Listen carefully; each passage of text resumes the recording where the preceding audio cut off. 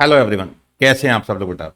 Hope सब अच्छे से होंगे आप लोग। तो हमारा जो नेक्स्ट टॉपिक है बेटा वो क्या है? Foreign trade policy. Foreign trade policy. अब देखिए, कोई भी गवर्नमेंट है, किसी भी देश की सरकार है, उसकी फॉरेन ट्रेड पॉलिसी कैसी होनी चाहिए आप सोचिए। कोई भी गवर्नमेंट है वो चाहेगी कि देश में एक्सपोर्ट जो है बढ़े, एक्सपोर्ट बढ़े, निर्यात बढ़े। रीज़न क्या है? आपको पता ही है कि जो एक्सपोर्ट होता है, ठीक है, एक्सपोर्ट से किसी देश में क्या आती है? एक तो फॉरेन करेंसी आती है, ठीक है, किसी भी देश में क्या है? फॉरेन करेंसी आती है एक्सपोर्ट से। और दूसरा क्या है कि देश में जो रोजगार है वो जनरेट होता है। ठीक है, देखिए जिस देश में से अगर एक्सपोर्ट होगा, ठीक है, एक्सपोर्ट का मतलब प्रोडक्शन होगी देश में, मैन्युफैक्चरिंग होगी, ठीक है, सर्विस प्रोवाइड की जाएंगी। ठीक है, जो एक्सपोर्ट है वो गुड्स का भी हो सकता है और सर्विसेज का भी हो सकता है। तो एक्सपोर्ट जब होगा तो उससे क्या होगा? एक तो एम्प्लॉयमेंट जनरेट होगी कि जो प्रोडक्शन या मैन्युफैक्चरिंग या सर्विस प्रोवाइड की जाएंगी, ठीक है, तो उससे एक तो एम्प्लॉयमेंट जनरेट होगी, प्लस क्या होगा? फॉरेन करेंसी देश में आएगी। ठीक है, फॉरेन करेंसी जो है अपने देश में आएगी। तो गवर्नमेंट का जो फोकस होता है फॉरेन ट्रेड पॉलिसी बनाते समय, वो यही होता है कि जो एक्सपोर्ट ओरिएंटेड यूनिट्स हैं या ऐसे बिजनेसेस जो एक्सपोर्ट के साथ जुड़े हुए हैं, एक्सपोर्ट करते हैं, उनको और सुविधाएं प्रदान की जाएं और फैसिलिटीज़ दी जाएं। और क्या है कि उनको, और जो जिस क्षेत्र में अभी एक्सपोर्ट नहीं कर पा रही देश, जिस जिस एरिया में कंट्री एक्सपोर्ट अभी नहीं कर पा रही, तो कोशिश की जाए कि वो एरियाज़ में भी क्या है कि एक्सपोर्ट को बढ़ावा दिया जाए। ठीक है, उस एरिया में भी एक्सपोर्ट को बढ़ावा दिया जाए। तो गवर्नमेंट का जो फोकस होता है बेसिकली फॉरेन ट्रेड पॉलिसी बनाते समय, वो किस पे होता है? एक्सपोर्ट के ऊपर। एक्सपोर्ट के ऊपर, ठीक है। देखो, एक तो है कि हमारे यहाँ रॉ मटेरियल, यहीं प्रोडक्शन, यहीं से एक्सपोर्ट हो गया, तो चलो सारा का सारा यहीं बना, और क्या है कि हमने एक्सपोर्ट किया, सारा पैसा इंडिया में आ गया। और दूसरा क्या होता है कि कई चीज़ें ऐसी होती है जहाँ पे क्या है कि इंडिया में, ठीक है, जो रॉ मटेरियल है वो नहीं है। जैसे मोबाइल है, अब मोबाइल में कई सामान ऐसे होते हैं, जैसे चिप होती है। अब इंडिया में अभी चिप जो मैन्युफैक्चरिंग इतनी नहीं है, ठीक है, ना के बराबर है। तो चिप जो है वो कहाँ से आती है? चलो कुछ जो रॉ मटेरियल है वो कहाँ से आ गया? चाइना से आ गया। रॉ मटेरियल चाइना से आया है, किसी और कंट्री से आया, यहाँ पे क्या किया? मैन्युफैक्चरिंग की और उसको एक्सपोर्ट कर दिया। ठीक है, एक्सपोर्ट कर दिया। यानी कि अगर 10 रुपये का सामान बाहर से आया, ठीक है, 10 का सामान ऐड किया और 5 रुपये प्रॉफिट हो गया, ठीक है, तो 25 का क्या हो गया? एक्सपोर्ट हो गया। तो मतलब चलो 10 गया तो 15 आया भी तो है। 25 टोटल आया ना, 10 तो चला चला भी गया, ठीक है, इंपोर्ट में, तो 15 तो आया, तो एक्सपोर्ट तो तब भी बढ़ा। तो कोशिश गवर्नमेंट की ये होती है कि पूरी की पूरी जो मैन्युफैक्चरिंग है, पूरी की पूरी जो प्रोडक्शन चेन है, वो इंडिया में हो। ठीक है, अगर पॉसिबल नहीं है तो ठीक है, जिन चीज़ों में पॉसिबिलिटी नहीं है तो रॉ मटेरियल बाहर से आ गया और मैन्युफैक्चरिंग यहाँ की, प्रोडक्शन यहाँ की, यहाँ से आगे एक्सपोर्ट कर दिया। तो फोकस जो है फॉरेन ट्रेड पॉलिसी का, आप पढ़ेंगे जैसे जैसे आगे बढ़ते जाएंगे, एक ही चीज़ पे आपको दिखेगा, तो वो है एक्सपोर्ट। तो गवर्नमेंट का बेसिक जो फोकस होता है वो एक्सपोर्ट को बढ़ावा देने का होता है, निर्यात को बढ़ावा देने का होता है। और मैं आपको बता दूं, जब आप ये चैप्टर पढ़ रहे होंगे तो आपने बस ध्यान ये रखना है कि कॉन्सेप्ट को ध्यान से समझना है। कुल मिला के क्वेश्चन वही 4-5 हैं, 4-5 क्वेश्चन है, घूम घूम के वही क्वेश्चन आपको देखने को मिलेंगे। ठीक है, 4-5 क्वेश्चन, एक स्टेटस होल्डर वाला क्वेश्चन है, स्टेटस होल्डर वाला, ठीक है, वो क्वेश्चन आपको बार बार देखने को मिलता रहता है।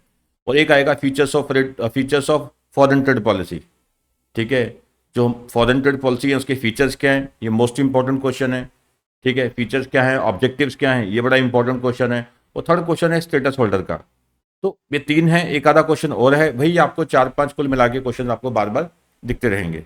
ठीक है, बट आपने क्या है कि पूरे चैप्टर को ध्यान से समझना है, पूरे चैप्टर को ध्यान से समझना है आपने, ताकि आपका जो होल्ड है इस चैप्टर पे बन जाए।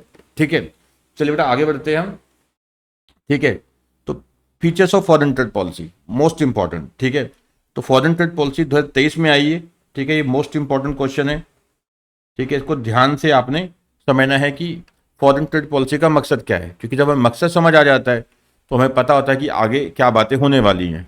जब किसी चीज़ का ऑब्जेक्टिव समझ आ जाता है, जैसे मान लीजिए आप किसी से बात कर रहे हैं, तो आपको इनिशियली पता लग जाता है कि चाहता क्या है, ऑब्जेक्टिव क्या है, तो अगली बातें भी वैसी होने वाली होती हैं उस बंदे की। ठीक है, तो फॉरेन ट्रेड पॉलिसी जो है, फॉरेन ट्रेड पॉलिसी जो है, ठीक है, उसके जो फीचर्स हैं, तो पहला क्या है? Principle of trust and partnership. तो पहली बात तो क्या है कि गवर्नमेंट चाहती है कि जो एक्सपोर्टर्स हैं उनके साथ गवर्नमेंट का जो ट्रस्ट है वो बिल्डअप हो। ठीक है, और जो एक्सपोर्टर के साथ एक प्रॉपर पार्टनरशिप हो। ठीक है, और जो एक्सपोर्ट है वो देश से बढ़े यहाँ पे। ठीक है, तो फॉरेन ट्रेड पॉलिसी 2013 FTP जहां लिखा होगा समझ जाइएगा फॉरेन ट्रेड पॉलिसी है, ठीक है। Is built on the principles of trust and partnership with exporter. तो फॉरेन ट्रेड पॉलिसी जो है ये किसके ऊपर बिल्डअप है? Principles of trust and partnership with the exporter. दूसरा, aims to establish a cooperative relationship with the exporter. तो government क्या चाहती है कि हाँ भी जो एक्सपोर्टर्स हैं उनके साथ एक कोऑपरेटिव रिलेशनशिप बिल्ड हो, ठीक है, यानी कि वो देश के उत्थान में, देश की ग्रोथ में क्या है, सहयोग दें, ठीक है। एक्सपोर्ट बढ़ेगा वो तो पैसा कमाएंगे कमाएंगे, ठीक है, साथ में क्या है कि जो देश की ग्रोथ है वो भी बढ़ेगी, ठीक है। नेक्स्ट है process re engineering and automation. अब ये प्रोसेस री इंजीनियरिंग क्या होती है? मैंने अभी आपको समझाया था कि जैसे क्या होता है कि एक तो रॉ मटेरियल मंगाया, उसको फिर फाइनल प्रोडक्ट में उसको कन्वर्ट किया, फिर एक्सपोर्ट किया, एक तो वो होता है। एक होता है प्रोसेस री इंजीनियरिंग। जैसे मान लीजिए हमारे देश में जैसे प्रोडक्टिविटी है काफ़ी हद तक स्लो है, ठीक है। जो प्रोडक्टिविटी है स्लो है, रीज़न क्या है कि ज़्यादातर काम क्या होते हैं, मैनुअल होते हैं। आपने देखा होगा, ठीक है, आपने देखा होगा सड़कों पे क्या रहती है, गंदगी मची रहती है, ठीक है। इतनी सरकार जो है करोड़ों रुपए तनख्वाह देती है सफाई कर्मचारियों को, उसके बावजूद भी क्या है कि सड़कें गंदी हैं, ठीक है, डस्ट आंखों में आती है, ठीक है।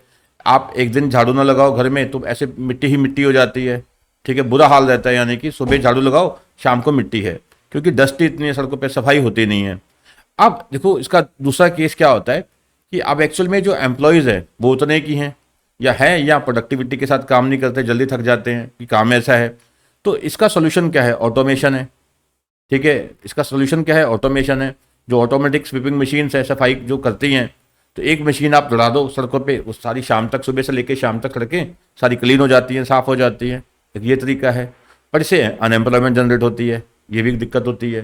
तो गवर्नमेंट चलो एक्सपोर्ट के केस में ये चाहती है, ठीक है, एक्सपोर्ट के केस में ये चाहती है, ठीक है, एम्प्लॉयमेंट जनरेट हो ही हो।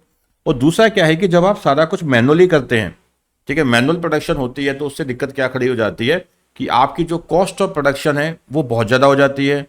कॉस्ट ऑफ प्रोडक्शन बहुत ज़्यादा हो जाती है, तो आपका जो प्रोडक्ट है मार्केट में अनकॉम्पिटिटिव हो जाता है। आपकी जो कॉस्ट ऑफ प्रोडक्शन इंक्रीज हो जाती है और आपका जो प्रोडक्ट है मार्केट में क्या हो जाता है, वो अनकॉम्पिटिटिव हो जाता है। और जिस कारण से क्या है कि आपका प्रोडक्ट एक्सपोर्ट होने लायक नहीं रह जाता है, फिर वो चाइना का माल उन कंट्रीज में पहुंच जाता है।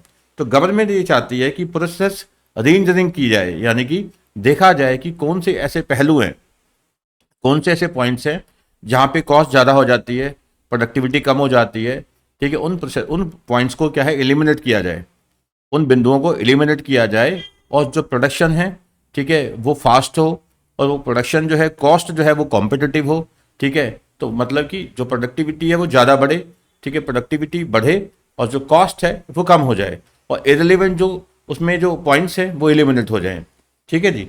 तो प्रोसेस री इंजीनियरिंग में ये कुछ होता है कि यानी जो प्रोसेस है, ठीक है, प्रोडक्शन को करने की, प्रोडक्ट करने की, उसको री इंजीनियर किया जाए, प्रोसेस को री इंजीनियर किया जाए। मैं आपको बताता हूँ, जैसे इतने साल हो गए हमें भी ये ऑनलाइन क्लासेस का करते को, स्टार्टिंग में करते थे, ठीक है, इतनी दिक्कतें आती थी, तो 2-2 घंटे की वीडियोस जो थी, ठीक है, पूरा पूरा दिन लग जाता था।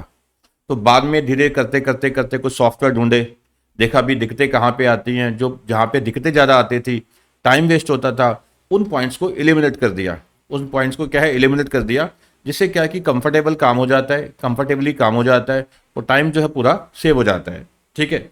चलिए, तो यानी कि जो ये फॉरेन ट्रेड पॉलिसी है, एक तो हमने क्या किया, इसका जो बेस है वो क्या है कि ट्रस्ट बढ़ाना, ठीक है, गवर्नमेंट और जो एक्सपोर्टर्स हैं उनमें ट्रस्ट बढ़ाना, पार्टनरशिप करना, ठीक है, और क्या है कि एक कोऑपरेटिव रिलेशनशिप बनाना एक्सपोर्टर के साथ। और दूसरा है प्रोसेस री इंजीनियरिंग जो मैं बताया, एंड ऑटोमेशन, यानी कि ऑटोमेशन की ओर बढ़ा जाए।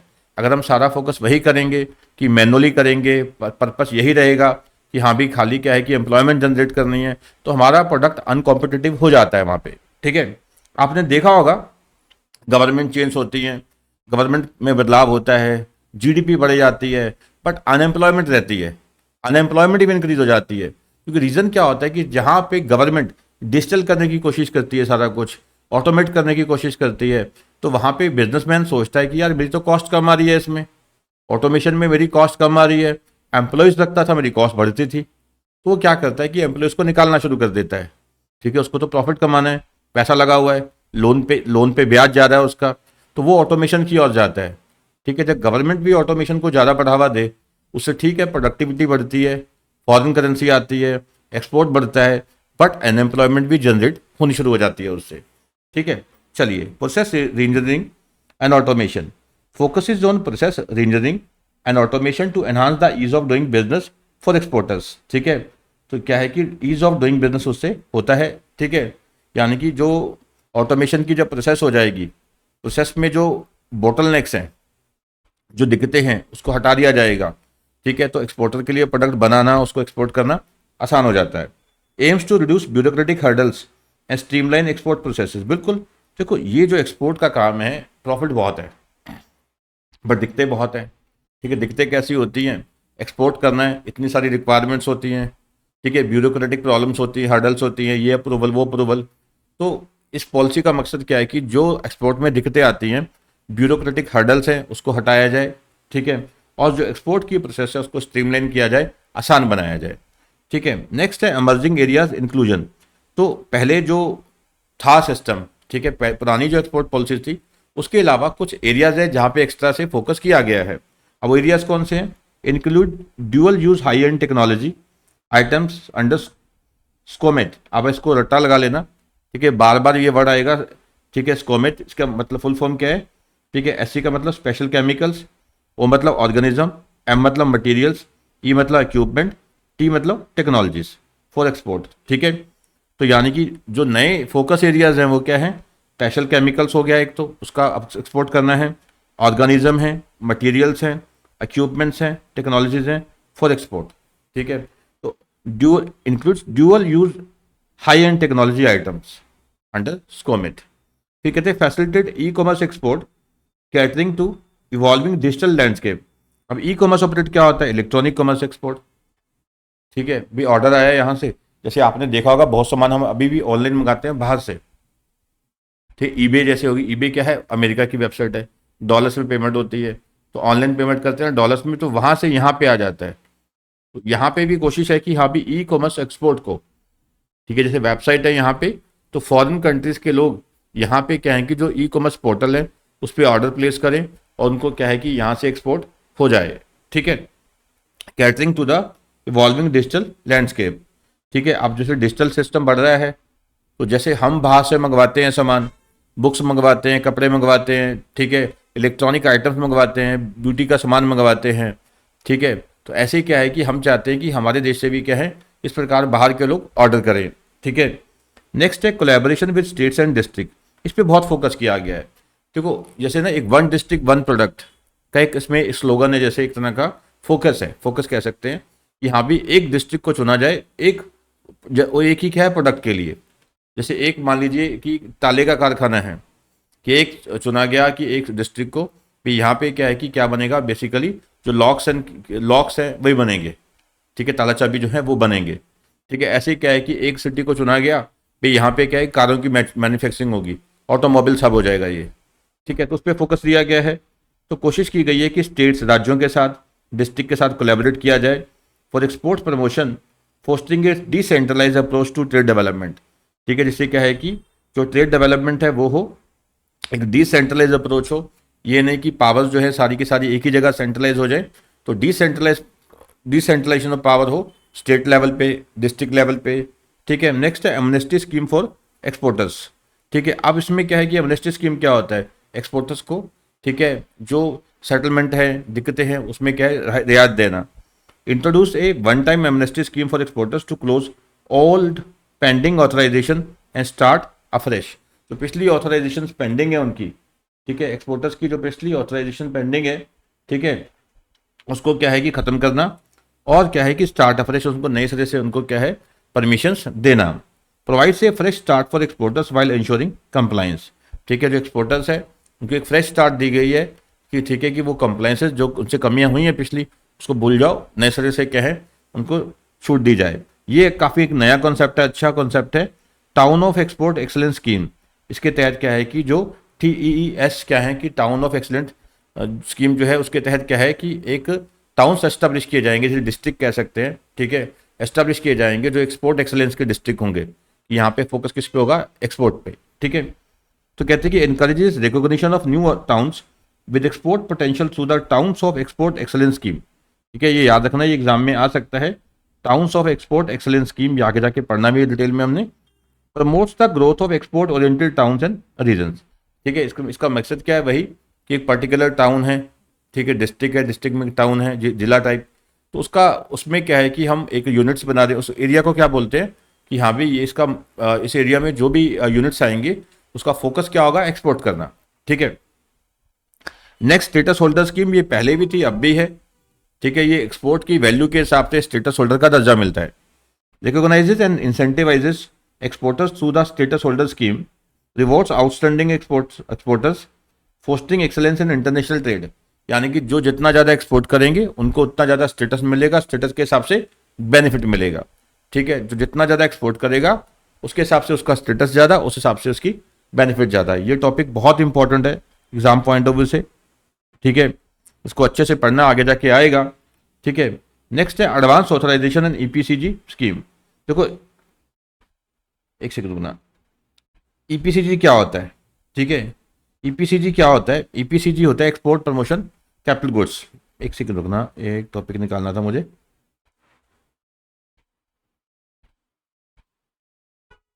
ठीक, कुछ एक्स्ट्रा पॉइंट लिखे हुए हैं मैंने। ठीक है, तो मैंने यहाँ पे लिखा हुआ है जैसे स्कोमेट का, ठीक है, जो बताया था मैंने, special chemicals, organism, material, equipment and technology. तो दूसरा ईपीसीजी क्या है? Export promotion capital goods. ठीक है, तो फोकस किस पे है हमारा? Advance authorization and EPCG export promotion capital goods scheme streamlining. तो कहते हैं कि इसमें क्या है कि स्कीम के तहत क्या है कि streamline the popular advance authorization and EPCG export promotion capital goods scheme to make them more efficient and accessible. यानी एडवांस ऑथराइजेशन दी जाती है कि आपको बार बार परमिशन लेने की जरूरत नहीं है। ठीक है, आप उस एडवांस ऑथराइजेशन के तहत क्या है, एक्सपोर्ट कर सकते हैं। ठीक है, नेक्स्ट है aims to simplify the utilization of this scheme for exporters. ठीक है, और क्या है कि जो इस स्कीम के तहत क्या है कि जो एक्सपोर्ट है उसको और क्या है सुगम बनाया जाए। नेक्स्ट है facilitating merchanting trade, enable merchanting trade from India, allowing businesses to trade goods without taking physical position. ठीक है, तो आप क्या है कि यानी कि फिजिकल पोजीशन लिए बिना ही बारों बार गुड्स बेच सकते हैं। यानी एक जगह आपने ऑर्डर किया, ऑर्डर करके वहीं से क्या है एक्सपोर्ट कर दिया, तो वो हो गया। Enhancing opportunities for intermediaries and trader in the export sector. बिल्कुल, आप बीच में एजेंट है। ठीक है, आपको है कि चलो भाई एक आपको बायर जानता है, सेलर जानता है। ठीक है, तो सेलर से बातचीत की, अपना मार्जिन रखा, आगे बेच दिया। ठीक है, तो ये भी क्या है, एक मर्चेंटिंग ट्रेड है। ठीक है, तो आप कमीशन वहाँ से कमा सकते हैं। तो ओवरऑल कुल मिला के अगर बात की जाए, जो फॉरेन ट्रेड पॉलिसी है 2013 is design to adopt the evolving needs of trade, promote trust and collaboration and simplify export processes, making it more favourable for exporters while aligning with emerging trends in the global market।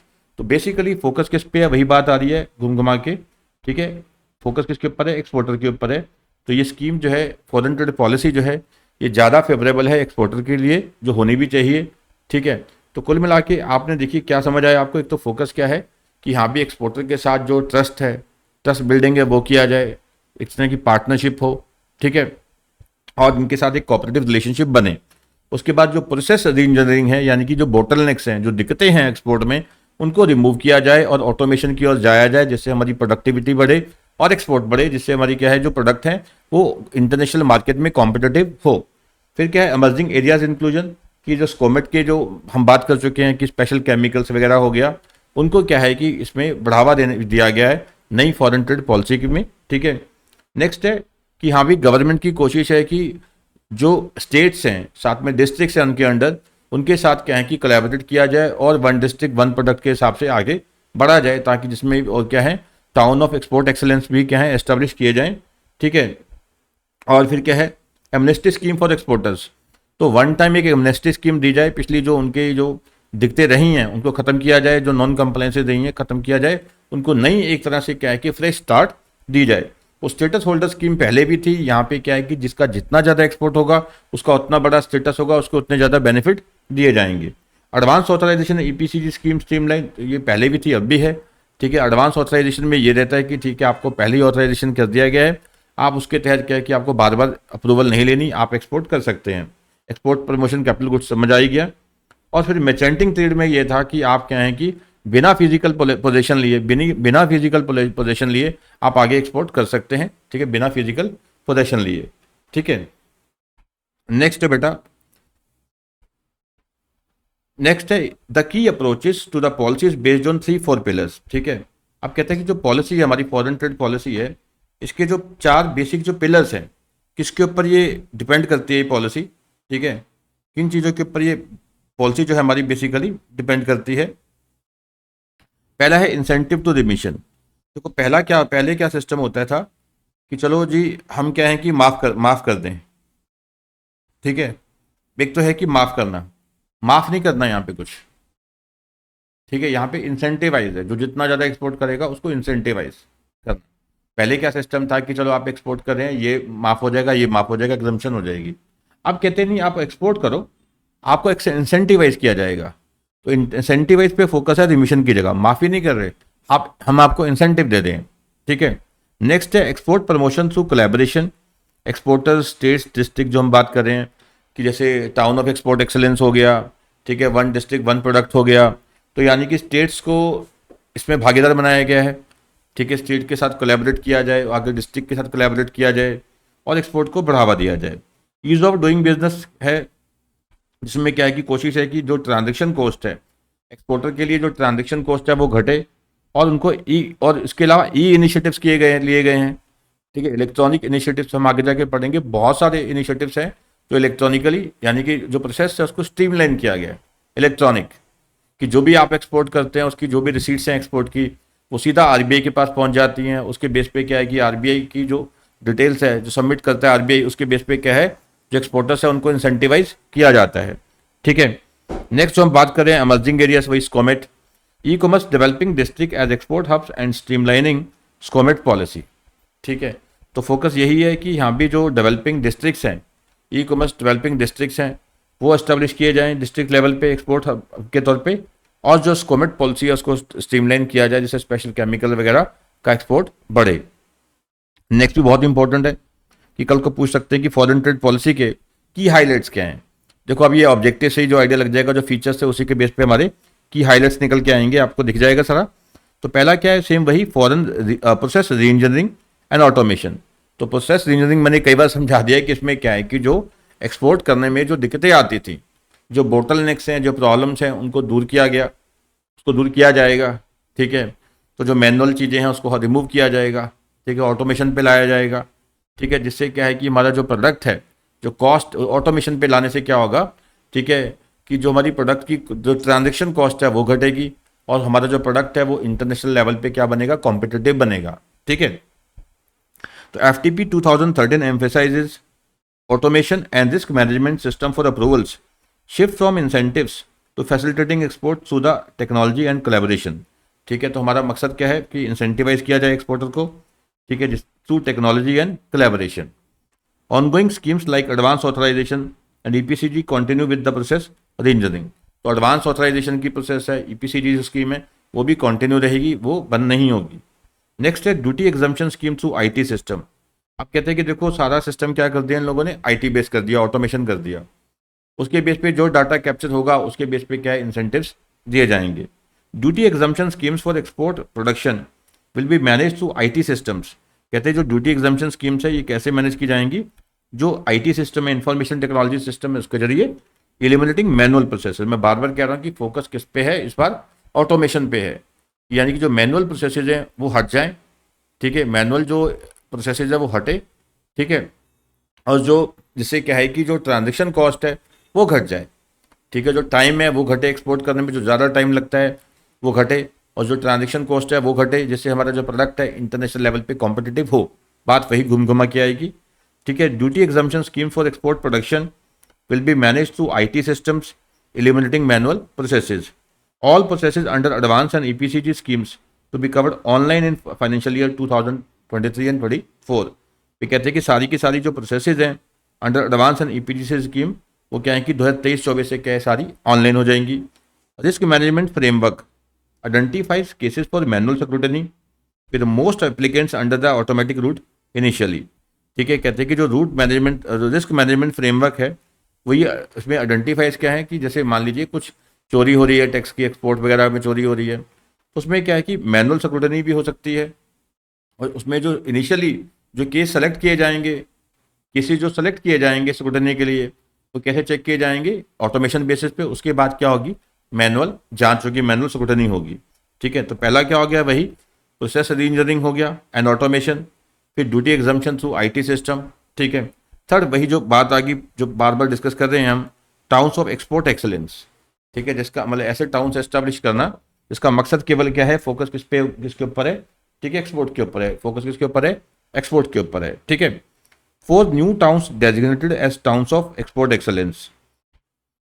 Towns of export excellence receive priority access to export promotion funds and common service providers benefits.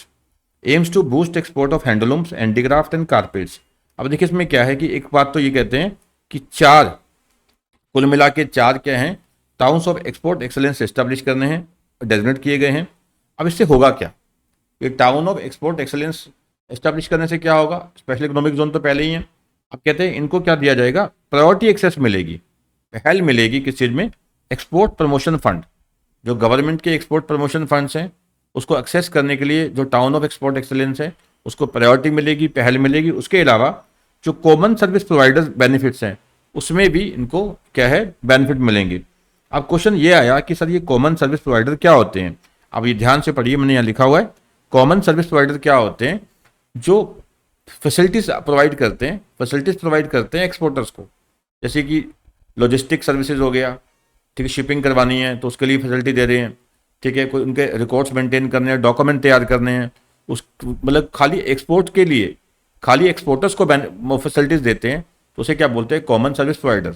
ठीक है, ये common service provider in the context of foreign trade policy can refer to an entity, एक entity है that offers shared services, यानी कि ये नहीं कि किसी एक एक्सपोर्टर को सर्विस दे रहे हैं।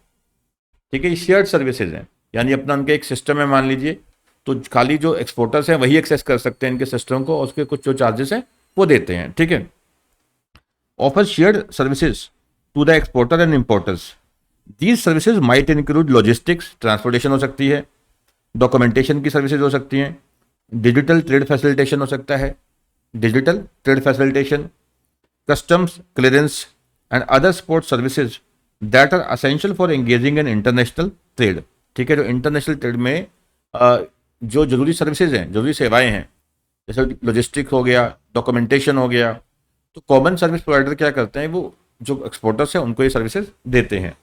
The aim of recognizing and facilitating common service provider under the FTP is to streamline export and import processes. मकसद ये है कि जो एक्सपोर्ट है, इंपोर्ट है, वो स्ट्रीमलाइन हो, दिक्कतें ना आए, कॉस्ट घटे एक्सपोर्ट इंपोर्ट की, और एफिशिएंसी बढ़े for small and medium size enterprises as well as larger companies. तो कॉमन सर्विस प्रोवाइडर क्या है, जो कॉमन सर्विसेज देते हैं किसको, एक्सपोर्टर्स को, लाइक ट्रांसपोर्टेशन, लॉजिस्टिक हो गया यानी कि, या डॉक्यूमेंटेशन हो गया। ठीक है, कुछ इसी प्रकार की जो सर्विसेज हैं। ठीक है, नेक्स्ट है बेटा रिकॉग्निशन ऑफ एक्सपोर्टर्स। ये हम बात कर चुके हैं, जैसे ये हो गया स्टेटस होल्डर की बात कर रहे हैं, स्टेटस होल्डर। तो जो एक्सपोर्टर्स हैं उनको स्टेटस दिया जाए on the basis of export performance. तो एक्सपोर्ट परफॉर्मेंस के हिसाब से, एक्सपोर्ट परफॉर्मेंस के हिसाब से क्या है कि एक्सपोर्टर को स्टेटस मिलेगा, और जिसका जितना ज़्यादा स्टेटस होगा उसको उतने ज़्यादा बेनिफिट मिलेंगे। ठीक है, exporter with firm with status based on export performance participate in capacity building initiative. ठीक है, participate in capacity building initiatives, यानी कि जिसका जितना ज़्यादा एक्सपोर्ट होगा उसको उतने ज़्यादा स्टेटस बड़ा होगा। ठीक है, उतने ज़्यादा स्टार मिलेंगे, उसके हिसाब से उसको बेनिफिट दिए जाएंगे गवर्नमेंट स्कीम्स के। Exporter firms with status based on export performance participate in capacity building initiatives. 2 star and above status holders are encourage to provide trade rating training. ठीक है, जो 2 स्टार या अबव स्टेटस अबव जो है उससे status holders, उनको क्या है कि गवर्नमेंट ट्रेनिंग भी प्रोवाइड करवाती है फ्री ऑफ कॉस्ट। ठीक है, with regard to export. Status norm recalibrate की गई हैं to enable more firms to achieve higher ratings. उसका रिकैलिब्रेशन किया गया है, कुछ अमाउंट्स चेंज की गई हैं स्टेटस अचीव करने के लिए, जिससे क्या है कि और फर्म्स को क्या है स्टेटस मिल सके, वो भी उनको भी क्या है कि बेनिफिट मिल सके। नेक्स्ट है promoting export at district level, जो हम बात कर रहे हैं कि 1 डिस्ट्रिक्ट 1 प्रोडक्ट वगैरह पे फोकस किया गया है। ठीक है, तो स्टेट के साथ, डिस्ट्रिक्ट के साथ कोलैबोरेशन करके तो कोशिश की जा रही है कि डिस्ट्रिक्ट लेवल पे क्या है कि हब बनाए जाए, एक्सपोर्ट एक्सीलेंस हब बने, ठीक है, जहाँ से क्या है कि एक्सपोर्ट को बढ़ावा मिल सके। Partnership with the state governments, partnerships with the state governments and district as export hubs, ठीक है, तो यानी फोकस क्या है, DEH, district export hubs initiative, in institutional mechanisms at state and district levels to identify export worthy products, ठीक है, तो एक इंस्टीट्यूशनल मैकेनिज्म बनाया जाए स्टेट लेवल पे, डिस्ट्रिक्ट लेवल पे, जिसे आइडेंटिफाई किया जा सके एक्सपोर्ट वर्दी प्रोडक्ट्स को। एक इंस्टीट्यूशनल मैकेनिज्म हो जिससे आइडेंटिफिकेशन हो सके कि कौन से प्रोडक्ट हैं जिसका एक्सपोर्ट बढ़ सकता है, कौन से ऐसे प्रोडक्ट हैं जिनको एक्सपोर्ट, जो एक्सपोर्ट लायक हैं, और उसका क्या है कि एक्सपोर्ट बढ़ावा, उसको बढ़ाया जाए एक्सपोर्ट को, ठीक है, गवर्नमेंट के वेरियस इनिशिएटिव्स के द्वारा, ठीक है। District specific export action plans, जो मैं बता रहा हूँ कि जो फोकस है सरकार का, वन डिस्ट्रिक्ट वन प्रोडक्ट के हिसाब से, ठीक है, तो district specific export action plans हो to promote export of identified products and services, ठीक है, जिससे क्या है कि प्रमोट किए जा सके export of identified products and services, यानी कि डिस्ट्रिक्ट लेवल पे आइडेंटिफिकेशन हो कि कहाँ पे कौन सा प्रोडक्ट बनाया जा सकता है, तो वहाँ से वो आगे एक्सपोर्ट किया जाए, ठीक है। नेक्स्ट वही आ गया स्ट्रीमलाइनिंग स्कॉमेट पॉलिसी, जो यानी कि नए नए प्रोडक्ट्स को ऐड किया गया है, ठीक है, जो स्पेशल केमिकल्स वगैरह को जो ऐड किया गया है, ठीक है, उसके रिगार्डिंग जो प्रोसेस है उसको स्ट्रीमलाइन किया जा सके और उसका एक्सपोर्ट जो है बढ़े, ठीक है। Focus on export control regime with A robust policy regime, ठीक है, तो एक्सपोर्ट कंट्रोल पे फोकस होगा, ठीक है, with A robust policy regime, यानी कि एक अच्छी जो रिजीम होगी, पॉलिसी फोकस रिजीम होगी, भी एक नीति बन चुकी है, तो नीति के तहत क्या है कि जो स्कोमेट को क्या है आगे बढ़ावा दिया जाएगा, उसका एक्सपोर्ट पे बढ़ावा दिया जाएगा। अब नीति क्या है, सरकार ने एक फॉरेन ट्रेड पॉलिसी बनाई, नीति है। अब नीति के तहत क्या बनते हैं, फिर उस पॉलिसी के तहत क्या बनते हैं, कानून, कानून होते हैं, रूल्स होते हैं, सरकार की इंसेंटिव स्कीम्स होती हैं, उसके तहत क्या है कि एक्सपोर्ट को फिर बढ़ावा दिया जाता है। फिर कहते हैं कि facilitate access to dual use and goals goods and technologies, ठीक है, तो इसमें क्या है कि जो dual use high end goods हैं, ठीक है, हाई एंड गुड्स हैं, ठीक है, और उसका ड्यूअल यूज हो सकता है, एक से ज़्यादा यूज हो सकते हैं, उसके एक्सपोर्ट को बढ़ावा दिया जाए, ठीक है। नेक्स्ट है strengthens integration with export control regime countries, ठीक है, जो एक्सपोर्ट कंट्रोल रिजीम कंट्रीज हैं उनके साथ क्या है, उनके साथ क्या इंटीग्रेशन किया जाए और एक्सपोर्ट को बढ़ावा दिया जाए, ठीक है।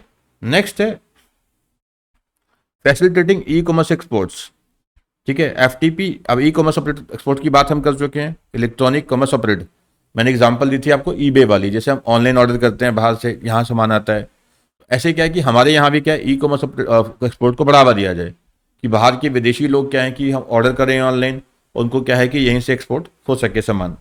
FTP 2023 outlines intent for e-commerce hubs and related elements, increases cap limit यानी on e-commerce exports to the courier, कि कोरियर के थ्रू जो एक्सपोर्ट होता है उसकी एक लिमिट होनी चाहिए, कैप होना चाहिए, ठीक है। उसके अलावा क्या है कि plans for comprehensive e commerce policy, तो सरकार चाहती है कि यानी कि एक ई कॉमर्स पॉलिसी पे, ठीक है, ई कॉमर्स के ऊपर एक प्रॉपर पॉलिसी बने, ठीक है, ई कॉमर्स के ऊपर क्या है कि एक प्रॉपर पॉलिसी बने, ठीक है। नेक्स्ट है फैसिलिटेशन अंडर EPCG स्कीम, जो मैंने आपको समझाया है बार बार, ठीक है जी, plans for comprehensive e commerce policy, ये हो गया था। नेक्स्ट है facilitation under EPCG scheme. EPCG क्या था बेटा, एक्सपोर्ट प्रमोशन कैपिटल गुड्स, ठीक है, वो कैपिटल गुड्स जिसका फोकस किसके ऊपर है, एक्सपोर्ट के ऊपर है, ठीक है। तो EPCG scheme being rationalise and extended to PM Mitra scheme, ठीक है, जो EPCG export promotion capital goods है, ठीक है, उस स्कीम जो है उसको रेशनलाइज किया गया है इसके तहत, नई पॉलिसी के तहत, और क्या है कि जो PM मित्रा स्कीम है उसके बेनिफिट भी एक्सटेंड किए गए हैं EPCG स्कीम में।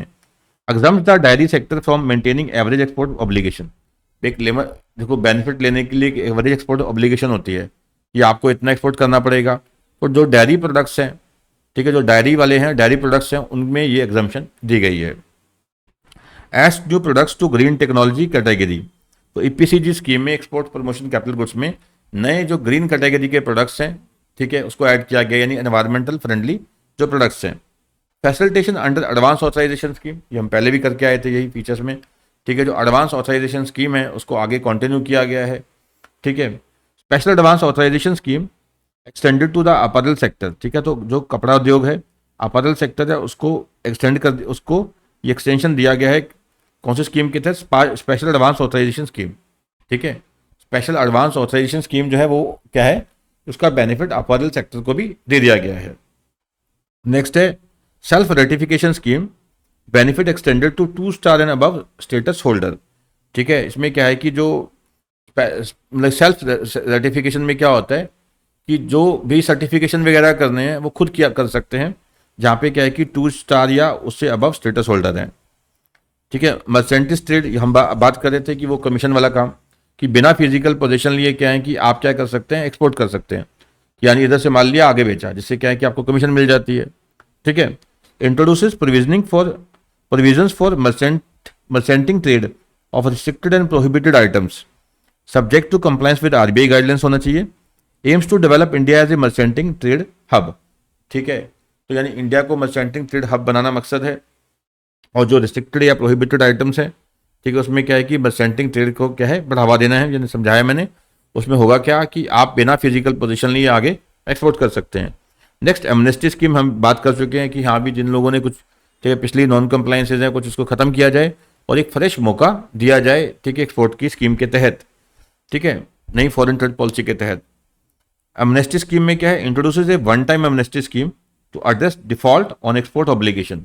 ठीक है, जिन लोगों का एक्सपोर्ट ऑब्लिगेशन में कुछ डिफॉल्ट रहा है, ठीक है, उनको एक बार एमनेस्टी स्कीम दी जाए, वन टाइम एमनेस्टी स्कीम दी जाए। ठीक है, तो उसके बाद क्या है कि जो एक्सपोर्ट ऑब्लिगेशन है वो नए सिरे से उनके ऊपर लागू हो जाएंगी। नेक्स्ट है aims to provide relief to exporters burdened by high duty and interest cost. ठीक है, तो मकसद क्या है कि रिलीफ प्रोवाइड करना एक्सपोर्टर्स को जो बर्डनड है by high duty and interest cost. Allow regularization of pending cases and offers a fresh start to exporters. ठीक है, तो अलाउ करना कि जो पेंडिंग केसेस है उसको रेगुलराइज किया जाए। ठीक है, पेंडिंग केसेस को क्या है रेगुलराइज किया जाए। ठीक है, उनको मतलब जो केसेस चल रहे हैं उनको खत्म कर किया जाए तो अगला अगला आगे बढ़ सके, एक्सपोर्ट कर सके। एंड ऑफर से fresh start to exporters based on Vivad se Vishwas initiative to reduce litigation and build trust based relationship, यानी कि जो भी झगड़े चल रहे हैं एक्सपोर्टर के, ठीक है, किसी भी तरह के उनको खत्म किया जाए, सेटलमेंट करके खत्म किया जाए, वन टाइम कोई सेटलमेंट पॉलिसी ला के। ठीक है, जिसको बोलते हैं विवाद से विश्वास, ठीक है, झगड़े से आपस में ट्रस्ट। ठीक है, तो ये ध्यान से पढ़ना है आप लोगों ने। देखो जो फीचर्स थे वही मोस्टली की हाईलाइट्स हैं, तो मैं बाद में कह रहा हूँ कि पहले आप फीचर्स को ध्यान से पढ़िए। ठीक है, फीचर्स आपको समझ आ ही गया होगा। फोकस किसके ऊपर है, ठीक है, जो टाउन ऑफ एक्सपोर्ट एक्सलेंस है उसके ऊपर है, एडवांस ऑथराइजेशन स्कीम के ऊपर है। ठीक है, एडवांस ऑथराइजेशन स्कीम के ऊपर है। ठीक है, उसके अलावा वन टाइम एमनेस्टी स्कीम के ऊपर है, वन टाइम एमनेस्टी स्कीम के ऊपर है। ठीक है, डिस्ट्रिक्ट एक्सपोर्ट एक्सलेंस के ऊपर है, डिस्ट्रिक्ट एक्सपोर्ट एक्सलेंस हब। ठीक है, वन डिस्ट्रिक्ट वन प्रोडक्ट के तहत क्या है, ठीक है, डिस्ट्रिक्ट एक्सपोर्ट एक्सलेंस हब बनाए जाए। उसके अलावा क्या है कि जो कोलैबोरेट किया जाए, प्रॉपर कोलैबोरेशन हो किसके साथ, with various state governments district. ठीक है, स्टेट गवर्नमेंट के साथ डिस्ट्रिक्ट के साथ क्या है कि जो कोलैबोरेशन प्रॉपर ढंग से हो। फिर स्कोमेट के, ठीक है, स्कोमेट को इंक्लूड किया गया है नई पॉलिसी में। स्कोमेट में क्या है, जो प्रोडक्ट्स हैं इसके अंदर जो ड्यूअल यूज टेक्नोलॉजी है उसको बढ़ावा दिया गया है। ठीक है, उसके अलावा ऑटोमेशन पे फोकस किया गया है। ठीक है, ऑटोमेशन पे फोकस किया गया है, जिससे क्या है कि जो बोटल नेक्स हैं दिखते हैं वो हटे और एक्सपोर्ट जो है बढ़े। ठीक है, तो बेसिक फोकस क्या है इन चीज़ों के ऊपर है। ठीक है, और उसके अलावा कि जो विवाद से विश्वास, ठीक है, के ऊपर फोकस किया गया है, यानी कि एमनेस्टी देके पिछले जो केसेस हैं वो ख़त्म किया जाए।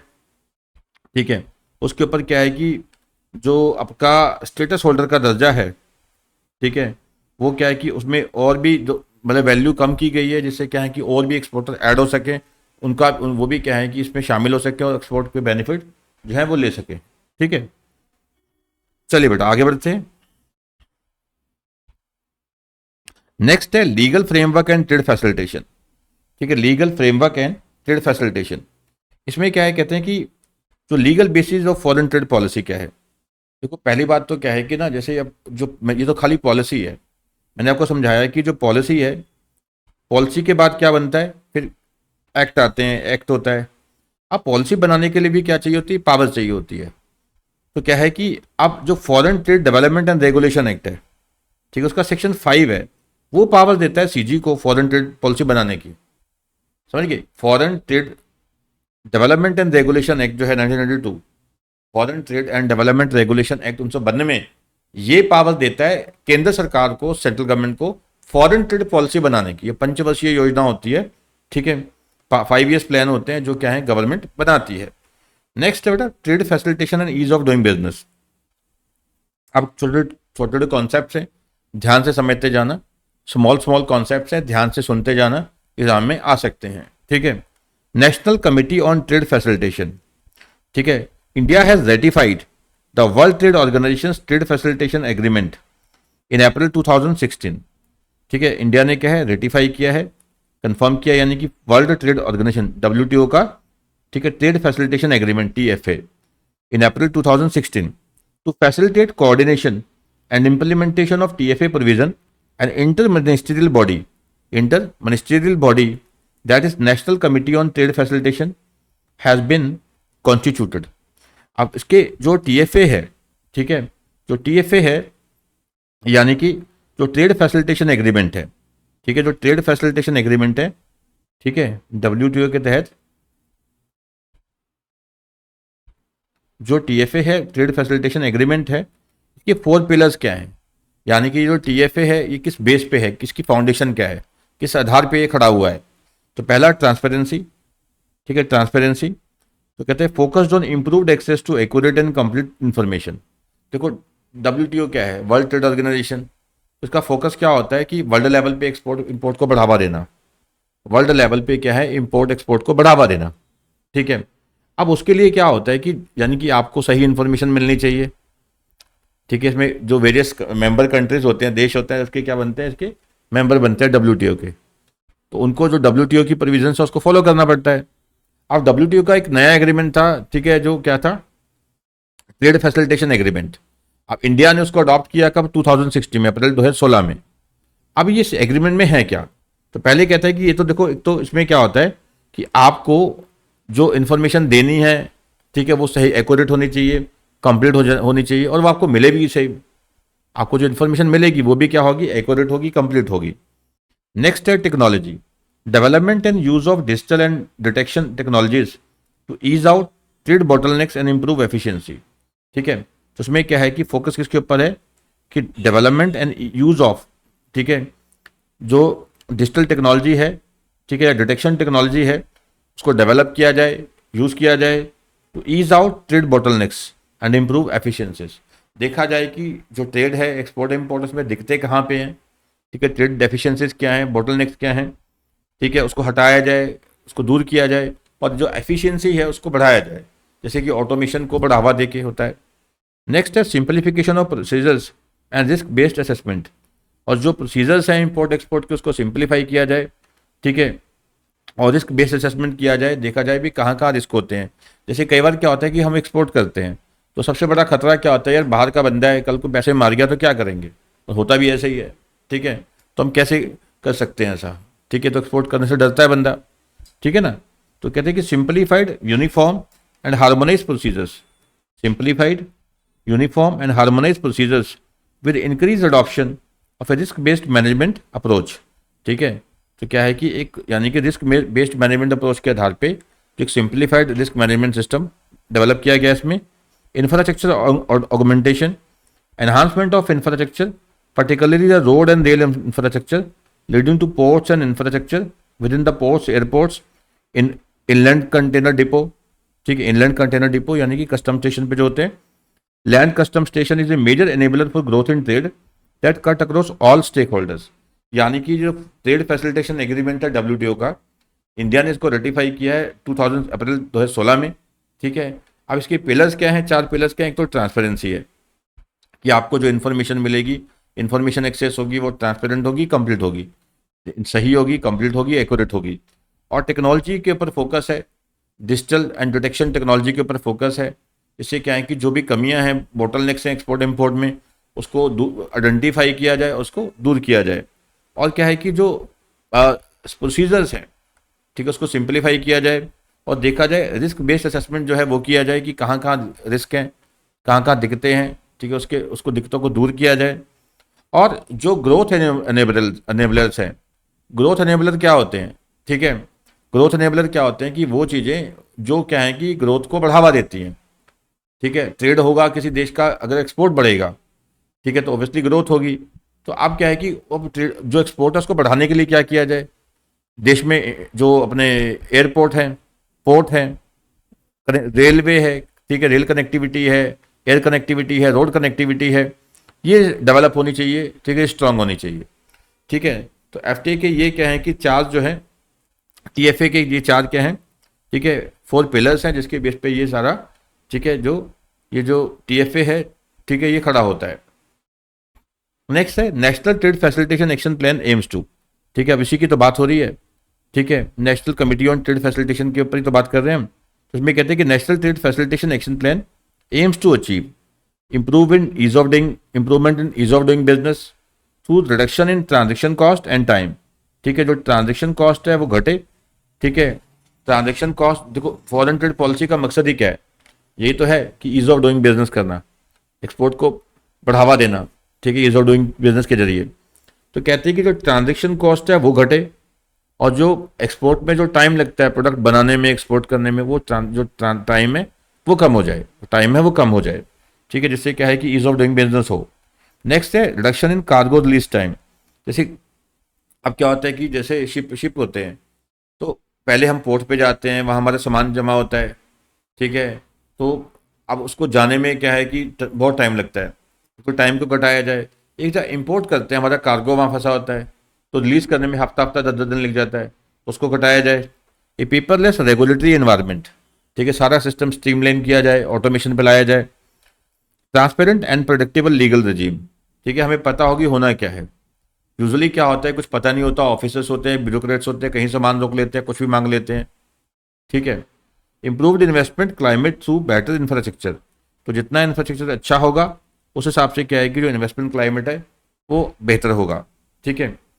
नेक्स्ट है DGFT as a facilitator of export import. अब देखो सारा तो एक्सपोर्ट इम्पोर्ट का कंट्रोल किसके पास होता है, director general of foreign trade, DGFT, director general of foreign trade. DGFT has a commitment to function as a facilitator of export import, क्योंकि सारा जो इम्पोर्ट एक्सपोर्ट देखना है किसने होता है, डीजीएफटी ने, ठीक है। तो DGFT has a commitment to function as a facilitator of export and imports. Focus is on good governance, which depends on efficient, transparent and accountable delivery system, ठीक है। जो डीजीएफटी है, director general of foreign trade है, उसकी commitment है as a facilitator of export and import, ठीक है, यानी कि उसका मकसद क्या है, एक्सपोर्ट एंड इम्पोर्ट को बढ़ाना। Focus is on good governance, ठीक है, लोगों को दिक्कत ना है, जो इम्पोर्ट एक्सपोर्ट करना चाहते हैं वो कर सकें। फोकस जो है गुड गवर्नेंस के ऊपर है, विच डिपेंड्स ऑन एफिशिएंट, ठीक है, which depends on efficient, transparent and accountable delivery system. In order to facilitate international trade, DGFT consults various export promotion council as well as trade and industry bodies from time to time, ठीक है। तो कहते हैं कि in order to facilitate international trade, अंतर्राष्ट्रीय trade यानी कि import export को बढ़ावा देने के लिए जो director general of foreign trade है वो कंसल्ट करता है वेरियस एक्सपोर्ट प्रमोशन काउंसिल से as well as trade and industry bodies from time to time. तो यानी जो डीजीएफटी है इसका काम क्या है, इंपोर्ट एक्सपोर्ट को बढ़ावा देना, ठीक है, उसको आसान बनाना। तो इसके लिए क्या है कि वेरियस जो एक्सपोर्टर हैं, वेरियस जो ट्रेड काउंसिल्स हैं, ठीक है, बिजनेसमैन हैं, उनसे बातचीत की जाती है, कंसल्ट किया जाता है, जो बोटल नेक्स है उनको हटाया जाता है। नेक्स्ट है free passage of export consignment, ठीक है। तो कहते हैं कि जैसे जो एक्सपोर्ट कंसाइनमेंट्स होते हैं उनका क्या है कि उनका जो मतलब कि जो एक्सपोर्ट है पैसेज है उसको आसान बनाया जाए, ठीक है, यानी कि जो एक्सपोर्टर्स में ज़्यादा टाइम वेस्ट ना हो। कहते हैं consignment of items meant for export shall not be withheld delayed for any reason, ये बड़ा अच्छा पॉइंट है, by any agency of central या स्टेट गवर्नमेंट। आप कहते हैं कि देखो कुछ आइटम्स हैं जो एक्सपोर्ट हो रही होती हैं, एक्सपोर्ट के लिए माल जा रहा है और आप रोक के खड़े हो गए रास्ते में, 3 दिन 4 दिन खड़ा हुआ है माल वहाँ पे, ठीक है, तो एक्सपोर्ट फिर डिले हो गया है कि नहीं। वो तो हम तो समझ लेते हैं भी क्यों डिले हुआ है, किसने रोक लिया था ट्रक, पर जो बाहर का हमारा कस्टमर है वो थोड़ी ना समझता है, ठीक है। In case of any doubt authorities concern may ask for an undertaking from exporter. कोई डाउट है उनको तो अथॉरिटीज क्या है कि उनसे कुछ डाउट क्लियर कर सकती हैं, उनसे रिटर्न में ले सकती हैं undertaking and release such consignment. No seizure of export related stock. अब कहते हैं कि जो एक्सपोर्ट का माल है उसको क्या है कि सीज नहीं करेगी, कोई भी गवर्नमेंट अथॉरिटी जो एक्सपोर्ट का सामान है उसको सीज नहीं करेगी, ठीक है, बट उसकी भी एक्सेप्शन है। No seizure shall be made by any agency so as to disrupt manufacturing activity and delivery schedule of export. ठीक है, कोई भी सीजर नहीं किया जाएगा किसी भी एजेंसी के द्वारा, किसी भी एजेंसी के द्वारा कोई सीज नहीं किया जाएगा माल, तो as to disrupt manufacturing activity. ठीक है, मैन्युफैक्चरिंग एक्टिविटी को डिसरप्ट करने से बचाने के लिए कोई भी माल जो है गुड्स हैं सीज नहीं की जाएंगी। And delivery schedule of exports, ठीक है, जिससे डिलीवरी शेड्यूल ऑफ एक्सपोर्ट हिल जाए, ठीक है, सिस्टम हिल जाए, तो उससे बचने के लिए क्या है कि जो एक्सपोर्ट का कंसाइनमेंट है उसको सीज नहीं किया जाएगा। बट हाँ, एक्सेप्शनल केसेस में जो एजेंसी है वो सीज कर सकती है स्टॉक को on the basis of prima facial evidence of serious irregularity. जहाँ पे जो एजेंसी है, ठीक है, सेंटर या स्टेट, उसको लगता है कि प्राइमा फेशियल एविडेंस है, तो वहाँ पे क्या है कि जो एक्सपोर्ट कंसाइनमेंट्स हैं उसको वो सीज कर सकती है। However such seizure would be lifted within 7 days unless irregularities are substantiated. ठीक है, अगर इरेगुलरिटीज हैं वो सब्सटेंशिएट कर दी जाती है, यानी उसके एविडेंस दे दिए जाते हैं, तो फिर जो सीज किया है उसको सीजर को हटाया जा सकता है। नेक्स्ट है export of perishable agriculture products. अब उसको अगर 7 दिन के लिए रोक लोगे तो खराब हो जाएगा वो, तो उस केस में कहते हैं कि to reduce transaction and handling cost single window system. ठीक है, जो यानी कि पेरिशेबल एग्रीकल्चर प्रोड्यूस है उसके एक्सपोर्ट को बढ़ावा देने के लिए सिंगल विंडो सिस्टम एस्टैब्लिश किया गया है, यानी एक ही जगह से सारी अप्रूवल्स मिल जाएंगी। ठीक है, is being facilitated through agriculture and process food products export development authorities. The detail procedure जो है वो अपेंडिक्स 1C में दिया हुआ है, जो हमारे सिलेबस का पार्ट नहीं है, हमने नहीं पढ़ना वो। ठीक है, तो क्या है, तो सिंपल सी बात कह रहे हैं कि जहाँ पे पेरिशेबल एग्रीकल्चर प्रोडक्ट्स है, जहाँ पे पेरिशेबल एग्रीकल्चर प्रोडक्ट्स हैं वहाँ पे क्या है कि सिंगल विंडो क्लियरेंस सिस्टम है। ठीक है, एक ही जगह से सारी अप्रूवल। नेक्स्ट है निर्यात बंधु hand holding scheme for new export import entrepreneurs.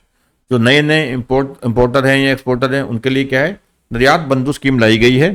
ठीक है, DGFT is implementing the Niryat Bandhu scheme for mentoring new and potential exporter on the intricacies of foreign trade through counseling, training and outreach programs, including the district as export hub।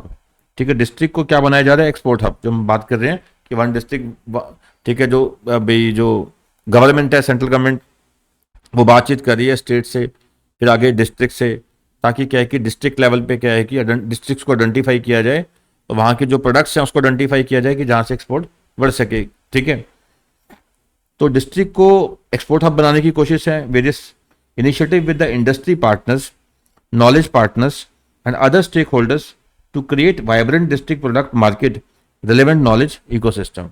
ठीक है, तो DGFT क्या है कि निर्यात बंधु scheme implement कर रहा है, किसके लिए, जो नए नए इंपोर्टर हैं, नए नए एक्सपोर्टर हैं। ठीक है, ताकि जो उनकी जो इंट्रिकेसीज हैं, जो दिक्कतें हैं इंपोर्ट एक्सपोर्ट करने में, तो वो दिक्कतें उन लोगों को, नए लोगों को ना आए। ठीक है, नेक्स्ट है DGFT online customer portal. Export import related information including act, rules, policy, procedure etcetera are available on online at DGFT portal, that is dgft.gov.in। तो जो भी यानी कि फॉरेन ट्रेड पॉलिसी है, फॉरेन ट्रेड इंपोर्ट एक्सपोर्ट का जो भी system है, उसके रिगार्डिंग सारी के सारे जो इन्फॉर्मेशन है, एक्ट, रूल्स, प्रोसीजर, ठीक है, वो सारे कहाँ मिल जाएंगे आपको, dgft.gov.in पे। नेक्स्ट है इशू ऑफ EIEC। ठीक है, ये IEC क्या है, इंपोर्टर एक्सपोर्टर कोड। एग्जाम में पूछा भी जाता है, आगे जाके पढ़ना भी है हमने। ठीक है, तो इलेक्ट्रॉनिक है। इंपोर्टर एक्सपोर्टर कोड यानी IEC is mandatory for export import from और टू इंडिया, यानी कि आपने इंपोर्ट करना है या एक्सपोर्ट करना है, IEC चाहिए, इंपोर्टर एक्सपोर्ट कोड चाहिए। ठीक है, DGFT issues importer exporter code in electronic form for issuance of IEC। अब इसके लिए एप्लीकेशन डालनी पड़ती है dgft.gov.in वेबसाइट के ऊपर। ठीक है, तो यानी कि एक तो हो गया, आपको समझ आ गया कि dgft.gov.in जो वेबसाइट है, वहाँ पे आपको इंपोर्ट एक्सपोर्ट की सारी जानकारी मिल जाएगी। आपको जो एप्लीकेशन लगानी है, ठीक है, आपको अगर एक्सपोर्ट इंपोर्ट करना है तो उसके लिए आपको क्या, इंपोर्टर एक्सपोर्ट कोड चाहिए, EIEC चाहिए। और EIEC लेने के लिए क्या है कि आपको dgft.gov.in पे आपको अप्लाई करना पड़ेगा। नेक्स्ट है online facility for ERCMC, RC related process. ठीक है, अब ये क्या चीज़ है भाई? ठीक है, ये RCMC क्या है? रजिस्ट्रेशन कम मेंबरशिप सर्टिफिकेट और रजिस्ट्रेशन सर्टिफिकेट। ठीक है, DGFT has created a common digital platform for application of issuance, renewal, amendment and related processes pertaining to registration cum membership certificate या registration certificate issued by registering authorities in electronic form as पर chapter 2 HPP, जो हमने नहीं करना। Next है online facility for e certificate of origin. अब ये बड़ा इंपॉर्टेंट है। अब देखो, सर्टिफिकेट ऑफ ओरिजिन क्या होता है कि मेड इन इंडिया है, मेड इन कहाँ पे है, तो वो चीज़ें होती हैं इसमें कि जो प्रोडक्ट आप एक्सपोर्ट कर रहे हो, जैसे हम इंपोर्ट करते हैं तो हम देखते हैं कि हाँ भी ये मेड इन USA है या मेड इन चाइना है, कहाँ का प्रोडक्ट है। ठीक है, तो ऑनलाइन फैसिलिटीज़ के लिए प्रोवाइड की गई है अगर जो आपको सर्टिफिकेट लेना है, ठीक है, कि हाँ भी ये प्रोडक्ट कहाँ का है। DGFT has created a common digital platform for issue of preferential and non preferential certificates of origin by designated agencies. The certificate of origin certificates are issued in online environment without any physical interface, that is COO, यानी कि certificate of origin .dgft.gov.in। ठीक है, COO यानी कि certificate of origin .dgft.gov.in पे आपको online ही मिल जाएगा वो, उसके लिए कुछ ऑफलाइन प्रोसेस नहीं है।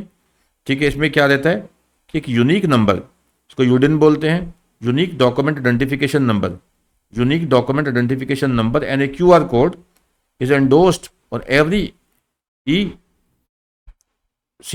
यानी कि जो इलेक्ट्रॉनिक सर्टिफिकेट ऑफ ओरिजिन है उसके ऊपर क्या रहता है, एक यूडिन नंबर रहता है, यूनिक जो आइडेंटिफिकेशन डॉक्यूमेंट नंबर रहता है, और साथ में QR कोड लगा होता है उस पर for validation and authentication by user agencies. ठीक है, तो यानी कि जो भी आपको सर्टिफिकेट ऑफ ओरिजिन दिया जाएगा इलेक्ट्रॉनिक होगा, ऑनलाइन होगा, ठीक है, ऑनलाइन ही मिलेगा। ठीक है, COO.DGFT.gov.in पे तो आपको जो आपको ये सर्टिफिकेट ऑफ ओरिजिन मिल जाएगा, इसके ऊपर एक तो यूडिन होगा, यूनिक डॉक्यूमेंट आइडेंटिफिकेशन नंबर इस पे होगा, और साथ में QR कोड होगा, ताकि जो भी इसके साथ रिलेटेड यूजर्स हैं वो जस्ट QR कोड को स्कैन करके वो सारा उसमें से इंफॉर्मेशन पता कर सकते हैं कि हाँ भी ये किस एक्सपोर्ट के रिगार्डिंग ये सारी जानकारी है। ठीक है, नेक्स्ट है online facility to file quality control and trade disputes. अब कहते हैं कि DGFT ने क्या है कि कॉमन डिजिटल प्लेटफॉर्म क्रिएट किया है for handling quality control and trade disputes. जो क्वालिटी के साथ जुड़े हुए झगड़े हैं या किसी ट्रेड के साथ जुड़े हुए झगड़े हैं इंपोर्ट एक्सपोर्ट के साथ, उसके लिए क्या है कि DGFT ने क्या किया, एक कॉमन डिजिटल प्लेटफॉर्म तैयार किया है एज पर chapter 8 of foreign trade policy, where all jurisdictional Indian mission abroad and regional authorities of DGFT have been onboarded to work towards amicable resolution of disputes raised by Indian foreign importer exporter in online environment। ये सबसे शानदार step है इसमें। देखो क्या होता है कि जब हम कोई एक्सपोर्ट करते हैं, ठीक है, सबसे बड़ी जो हमारी समस्या होती है, ठीक है, हम बैंक से लोन ले लेंगे, ठीक है, रॉ मटेरियल इकट्ठा कर लेंगे, अच्छे से गुड्स प्रोड्यूस कर लेंगे। अब चलो माल चला भी गया, ठीक है, अब हमारी गुड्स क्या हैं, जा चुकी हैं। ठीक है, अब गुड्स जा चुकी हैं तो वहाँ पे हमारी टेंशन ये होती है कि हाँ भी अब इसका पैसा कैसे आएगा।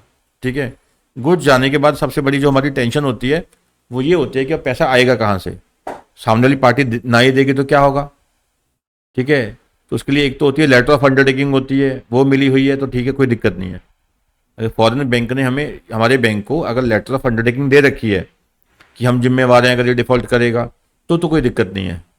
ठीक है, अदरवाइज क्या है कि पैसा डूब सकता है, कल को क्वालिटी कंट्रोल के झगड़े आ जाते हैं, कोई और झगड़ा निकल के आ जाता है बीच में, अगला पैसे नहीं दे रहा, तो उसके लिए क्या है कि एक मैकेनिज्म प्रोवाइड किया है जहाँ पे क्या है कि जो बेशक कोई इंपोर्टर है या एक्सपोर्टर है यहाँ का या वहाँ बाहर का, तो अपना झगड़ा रेस कर सकता है। ठीक है, अगला काफ़ी अच्छा है, कहते हैं electronic record of export proceeds to EBRS EDPMS। ये क्या चीज़ है, कहते हैं EBRS क्या है, इलेक्ट्रॉनिक बैंक रियलाइजेशन सर्टिफिकेट। ठीक है, EBRC यानी electronic bank realisation certificate. Bank realisation certificate क्या है, जो हमने एक्सपोर्ट किया है उसका पैसा आ गया है, has enabled DGFT to capture details of realisation of export proceed directly from the bank through the secured electronic mode. यानी कि जैसे ही एक पार्टी एक्सपोर्ट करती है, अब वो एक्सपोर्ट का पैसा बैंक में आता है, तो बैंक के पास क्या है कि वो EBRC सिस्टम में वो सारा जो है वो सारा मतलब डिटेल वो जनरेट हो जाती है। अब ये सारा जो डाटा है एक्सपोर्ट की प्रोसीड्स का, एक्सपोर्ट का जो पैसा इंडिया में आया है, बैंक में आया है, ठीक है, तो बैंक से डाटा सीधा कैप्चर किसके पास हो जाता है, डीजीएफटी के पास, ईबीआरसी स्कीम के तहत, यानी electronic bank realisation certificate. Electronic bank realisation certificate यानी कि जिससे पता लग जाएगा कि पैसा एक्सपोर्ट जो किया था उसका पैसा आ गया है, ठीक है। उसके बेस पे क्या है, डीजीएफटी जो भी बनते हैं इंसेंटिव एक्सपोर्टर के, उसको दिए जा सकते हैं। This has facilitated the implementation of various export promotion scheme, जो बता रहा हूं मैं, ठीक है। अब जो बैंक रियलाइजेशन सर्टिफिकेट आ चुका है कि हाँ भी एक्सपोर्ट का पैसा मिल चुका है, एक्सपोर्टर को एक्सपोर्ट का पैसा मिल चुका है, एक्सपोर्टर को एक्सपोर्ट का पैसा मिल चुका है।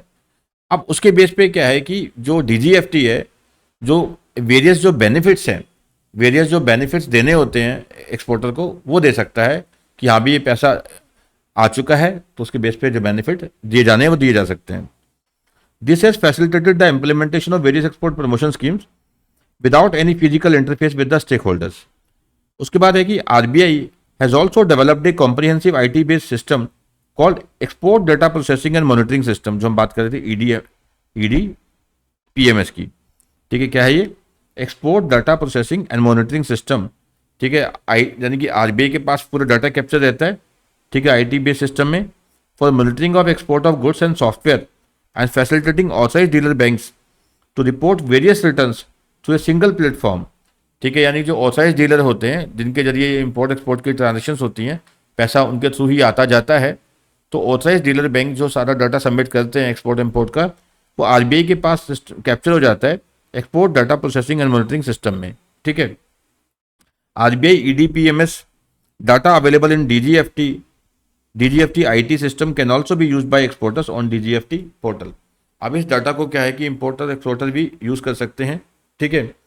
नेक्स्ट है एक IT इनिशिएटिव है डीजीएफटी का।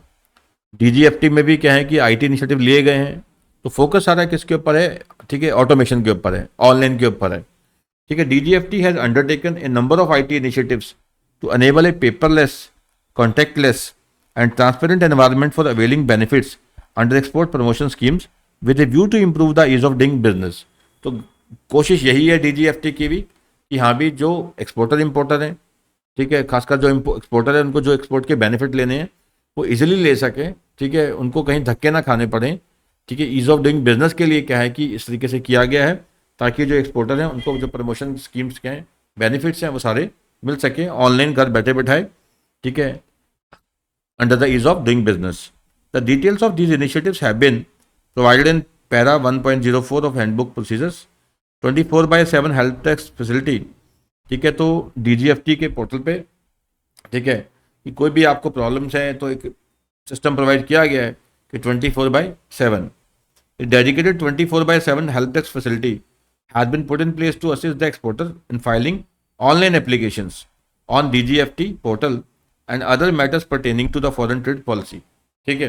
तो यानी कि जो डीजीएफटी पोर्टल पे जो एप्लीकेशन डालनी होती हैं एक्सपोर्टर्स ने, तो उनको क्या है कि 24 घंटे, ठीक है, उन्हें क्या है कि और 7 दिन, यानी कि संडे की छुट्टी है कोई, 24/7 क्या है कि उनको फैसिलिटीज दी गई है, वो एप्लीकेशन लगा सकते हैं, और कोई प्रॉब्लम आती है एप्लीकेशन के रिगार्डिंग, तो क्या है कि वो जो उनका हेल्प डेस्क है उसको एक्सेस कर सकते हैं, ठीक है, बात करके अपनी प्रॉब्लम को सॉल्व करवा सकते हैं, ठीक है। तो नेक्स्ट बेटा नेक्स्ट क्लास में करेंगे आगे, ठीक है। तो अभी तक जो मैंने समझाया है आपको सारे रिलेवेंट है, ठीक है, जितना भी समझाया बहुत रिलेवेंट है, क्योंकि अभी तक जो फोकस हमारा रहा है, जो अभी तक हमारा फोकस रहा है वो किसके ऊपर है कि जो फीचर्स हैं उसके ऊपर, ठीक है। जो हमने अभी तक पढ़ा, जो बेसिक स्टार्टिंग में जो थे फीचर्स क्या हैं, ऑब्जेक्टिव्स क्या हैं, पिलर्स क्या हैं इसके फॉरेन ट्रेड पॉलिसी के, ठीक है। तो आपने जो भी अभी तक करवाया उसको अच्छे से करना है, क्योंकि वही आगे जाके बेस बनने वाला है। आप देखेंगे कि जो अभी तक हमने सीखा है, ठीक है, वही बातें बार बार आगे जाके हमें पढ़ने को मिलेंगी। तो बड़े ध्यान से आपने पढ़ना है इस पार्ट को, जो मैंने करवाया है, ध्यान से सुनना है, ध्यान से पढ़ना है, ठीक है। तो मिलते हैं नेक्स्ट क्लास में, ठीक है बेटा, थैंक यू।